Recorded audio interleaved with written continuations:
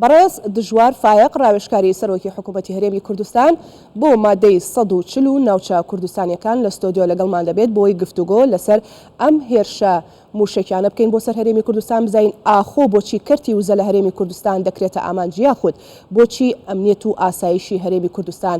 دەیانەوێت بیشێوێن و تێکی بدەن و ئەمان و چەندان پرسیاری تر لەگەڵ بەڕێزیان گفتوگۆ دەکەم. بەڕێز دژوار بەخێر هاتی، سوپاس بۆی کە ئامادەی لەگەڵمان. بۆ خۆتان نەزانن ئێستا لە عێراقدا بە تایبەتی دۆخێکی گەرمی ناستەقامگیری سیاسی هەیە بەهۆی پێکێنانی حکوومەتەوانێ. ئەگەر بێمە لایەنێکی دیکە کەش و هەواوەی سەخۆتاتی لە ڕێگە بینیت خۆڵبارینێکە گەرمای هاوین ینی کۆمەڵێک کێشە هەیە بەرۆکی عێراق و هەرێمی کوردستانی گرتووەتەوانێ. جیاواز لەمانە دەبینین لە هەرێمی کوردستان ئەگەر لە ماوەکانی ڕابردوودا ناوە موشکیان بنایە بە هەرێمی کوردستانە و بیان هاوێشتایە ئێستا بۆتە خەریکە دەبێتە ڕۆژانە موشک بارانکردنی هەرێمی کوردستان. کەواتە با بزانین ئامانج یاخود چی لە پشتی ئەم موشکانەوە هەیە بەڕای تۆ؟ سپاس بۆ دەرفەتە ڕێزسڵاو بۆ بینەران. بەڕاستی هۆکاری سەرەکیەوەی عێراق بە هەڵە دروست کراوە. عێراق دەوڵەتێکە زیاتر لە پێکهاتە و ئاینێک و مەزهەبێکی هەیە وا دروست کراوە کە بۆ بە یەک پێکهاتەیە 100 ساڵ ئێمە سەر هەڵەی ئەڕۆین. ئەمە یەکەم. دووەمیش دیکتاتۆریەت نەما لە دوای 2003 بەڵام ئێستا حکم لە عێراق لەسەر ئەساسی دیکتاتۆریەتی ئەغلەبیەیە. عەرەب زۆرینەیە هەرچێکیان بێوێ گوێ نادەنێ بەرژەوەندەکانی شەریکەکانیان کە کوردە تورکمانە کلد و ئاشووریە. سێەم دەستێوەردانی دەرەکیە قەراری سیاسی عێراق قەراری سربەخۆ نییە. چوارەم ئەمە فشارێکە لە حکوومەتی هەرێمی کوردستان لە کوردستانیەکەن بۆ ئەوەی ملکەتی بەرژەوەندەکانی ئەوان بێ ملکەتی ئەو شێوازە حکومە بێ کە ئەوان ئەیانەوێ و ڕازی بێ بەو شتانی کە لە بەغدا فەرز دەکرێت بەسەر خەڵکی کوردستانە. ئەمە لە لایەکی ترشەوە ئێستا ئەو کێڵگەی غازە لە قۆناغی پەرەسەندنە ئێستا 180 کێلگەی غازەکە بۆ کارەبای هەرێمی کوردستان بەکاردێت لە قۆناغیدا هاتوو بۆی هەیە ئەو غازە بۆ عێراق بڕۆ عێراق بیکڕێتەوە لە هەرێم بۆی هەیە لە ڕێگای تورکیا و بۆ دەرەوە بڕوە خەڵکانێک هەیە زەرمەندن لەوەی ئەم غازە پەرە بسێنێ لەبەرەوە ئێستا غازی ئێرانی بە و نرخێکە خۆیان ئەیانێ بە عێراق خەڵکانێکە لەناو عێراقە کە سەربەلایری دەرەوەن و بەتەحدیدیش ئێران خۆی بە زەرمەند ئەزانێ کە ئەو غازە بێت بفرۆشێت چ بە عێراق چ بە تورکیا لە ڕێگای تورکیا بۆ ئەوروپا لەبەرچی لەبەرەوەی ئێران غازێکی زۆر بە عێراق ئەفرۆشێ کارەبای پێفرۆشێ بەو نرخێکە خۆی ئەو خۆی دانا ئەمانە هەموو کۆبۆتەوە کارایی کردووە کە خەڵکانێکە نایەنێ هەرێم پێش بکەوێت نایەنێ ئابووری هەرێم بەهێز بێ دەسەڵاتی هەرێم کەم بکەنەوە بچوکی بکەنەوە بۆیە ناوە ئەم کردوانە ئەبینین لە ڕێگەی خەڵکانێک لە دەرەوەی یاسان خەڵکانێک کە میلیشیان سەر بە جیهاتی دەرەچین. دواتر ئێمە سەر ئەو خاڵش بەڵام کاک دژوار بۆ خۆتان نزانن لە ماوەی ساڵانی ڕابردووە تا ئێستا چەندان کارت بەرامبەر بە هەرێمی کوردستان بەکارهێنرا هەر لە بڕینی بودجەوە لە جێبەجێنەکردنی مادەی 140 بۆ خۆتان دەزانن و ئێستا کارتێکی دیکە کە بەکاردێت دەستبردنە بۆ کەرتی وزە لە هەرێمی کوردستانە. بۆچی کارگەشتوتە ئەوەی دەست ببرێ بۆ کەرتی وزە لە هەرێمی کوردستان؟ کە باسی دیکتاتۆریەتی ئەغلەبیەتم کرد یعنی یەک لە هۆکارەکان دەرنەچوونی یاسای نەوت و غازە بۆی بینەران و خەڵکی کوردستان خەڵکی عێراقش بزانن یاسای نەوت و غاز دەسەڵاتێکی زۆری بە هەرێمداوە بە ئەو کێڵگاین لە دوای 2023 ئەدۆزرێتەوە حەقی دۆزینەوە و گەڕان و فرۆشتنی هەیە.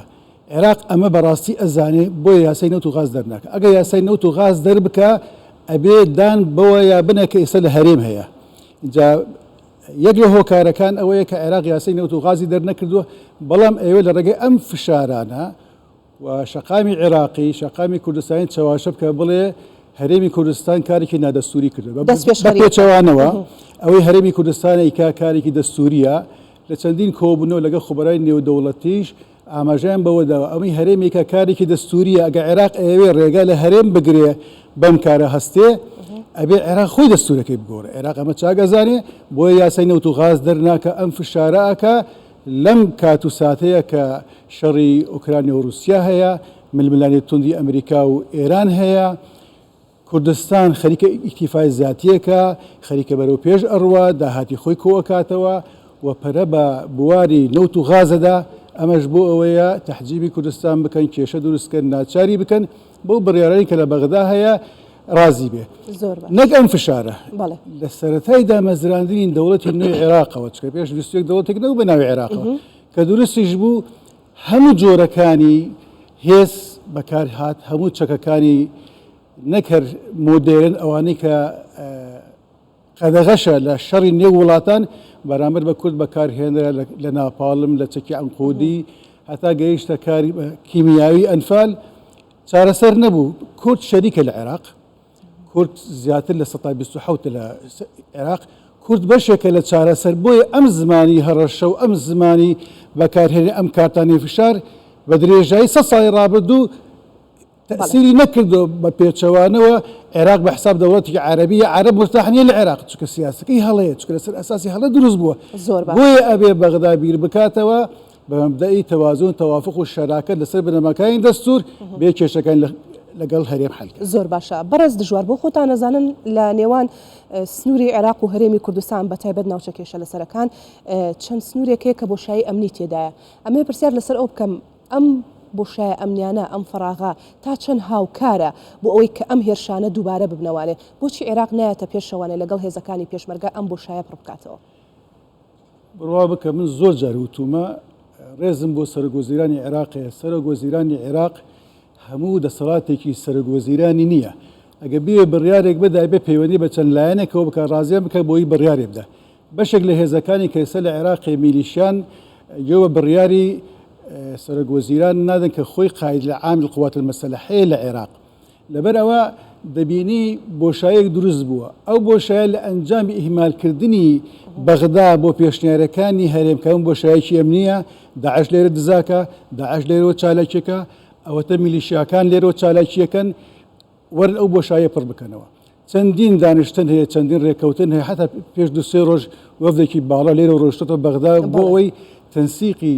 ئەمنی و سەربازی لە بینی هەرێم و لە بینی عێراق بکرێ چونکە وەکو جەنابەت ئەو بۆشایە ڕێگای بە داعشداوە ڕێگای بۆ میلیشیانەدا ڕێگای بە شتی تردا ڕێگای بە قاچاقچێتیەدا ئەمە زیانی یەکەم بۆ عێراقەیە بۆ داهاتی عێراقەیە بۆ ئەو پێکەوەژیانە هەیە لە عێراقەیە بۆ ئەو متمانەیە کە قەرار لە بینی هەولێر و بەغدا دروست بێ ئەمە زیانی پێ هەیە و ئەو بۆشایەش بۆتە مایەی ئەو گێرە شوێنی تیرۆریستان ئیرهابیەکان داعش میلیشیاکانیش هەموو ئەمانەی باسمان کرد بە لەلایەک بێ لەلایەکی دیکەوە لە دەستپێکا باسم کردوتم ئێستا عێراق لە دۆخێکی ناسەقام گیردایە بەهۆی پێکێنانی حکوومەتی نوێی عێراقیەوە باشە لە کاتێکدا کە هەمووان سەرقاڵی کۆکردنەوەی هێزولایەنە سیاسەکانن بۆ پێکێنانی حکوومەتی عێراقی بەڵام لە دیوێکی دیکەوە دێت موشکبارانکردنی هەرێمی کوردستان دەستپێکا کەواتە ئەمێ بزانم چ پەیوەندیەک لە نێوان ئەم موشکانە و پێکێنانی حکوومەتی نوێدا هەیە لە عێراق ئەکید پەیوەندی هەیە لەبەرەوەی سەرکردایەتی سیاسی لە کوردستان بۆخۆی ئەجندایەکی هەیە مەرجعش دەستورەکەیە ئەو تەفاهماتێک کە لە بینی هەولێر و لەگە بەغدا هەیە یاسا هەیە بە شاهدی UN و هاوپەیمانان ئەمان نایەنێ بچەن ژێر ئەو فشارانەی کە لە بەغدا هەیە ئیلا بێ شخصی فلانی ڕئیس وزەرا بێ ئیلا بێ ئەم پۆستە سیادانە بۆ حزبی فلانی و لایەنی فلانی بێت ئەبێ هەموو بەشدار بن نابێ حکوومەتی ئەغلەبی هەبێ بۆ حکوومەتی تەوافقی هەبێ هەندێک لەو بڕیارەش لە دەرەوە بۆ عێراق دێ اینجا قیادەی سیاسی کوردستانی ناچن ژێرباری ئەو تەدەخلاتی کە لە دەرەوە هەیە و ئەو خەڵکانەی کە بەرژەوەندی لایەنەکەی خۆی و تایفەکەی خۆی و شخصی خۆی فەرزەکە بەسەر بەرژەوەندی عێراقیەکان و بەسەر خواستی تشرینیەکان ئەمە فشارێکە بۆ ئەوەی ئێمە هەرشەتان لێکەین ناهری نەوتەکەتان بڕۆ هەڕەشان لە شەریکاتی نەوتی جیهانی کردووە دێن لە غازەکەتان دێن نەوتەکەتانە تەقینە و کێشتان بۆ دروست دەکەی هەر ڕۆژێ بەنەوەیە محکەمەی اتحادیەک دوو بڕیاری مستەیەسی دەرکرد دش بە هەرێم ئەمە هەمووی بۆ ئەوەیە کە هەرێم ناچار بکەن بەو تەبخەی کە لە دەرەوە کراوە بۆ پێکەدانی حکوومەتی عێراقی ئەمەش ناچێتە سەر کەواتە حکوومەتی هەرێمی کوردستان دەتوانێت ئەم پرسە بکات بە پرسێکی نێودەوڵەتی ئەگەر بڵێ بۆچی نایکات یا خودکەی دەست پێەکە چکە تا ئێستاوەی کە هەیە حکوومەتی هەرێمی کوردستان پێداگری لەسەرەوە کات ئێمە بە پێی دەستور مامەڵە دەکەین